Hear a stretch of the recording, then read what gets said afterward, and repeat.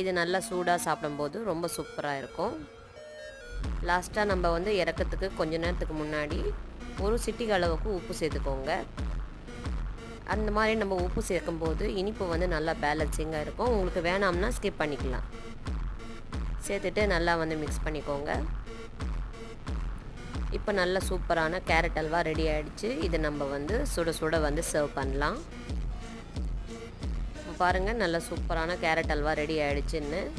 கண்டிப்பாக உங்கள் குழந்தைங்களுக்கும் நீங்கள் வந்து செஞ்சு கொடுங்க. ஒரு பேக்கரி ஸ்டைலில் வந்து நம்ம இன்றைக்கி செஞ்சுருக்கோம். இந்த மாதிரி நல்ல ஹெல்த்தியான ஸ்வீட் எல்லாம் வந்து குழந்தைங்களுக்கு செஞ்சு கொடுத்து பழகிக்கோங்க. இந்த சூப்பரான கேரட் அல்வா உங்களுக்கு ரொம்பவே வந்து பிடிச்சிருக்கும்னு நினைக்கிறேன். வீடியோ பிடிச்சிருந்தா லைக் பண்ணிவிட்டு கமெண்ட் பண்ணுங்கள், மற்றவங்களுக்கும் ஷேர் பண்ணுங்கள், நம்ம சேனலுக்கும் சப்ஸ்கிரைப் பண்ணுங்கள். இன்னொரு நல்ல சூப்பரான டிஷ்ஷில் சந்திக்கலாம். தேங்க்யூ.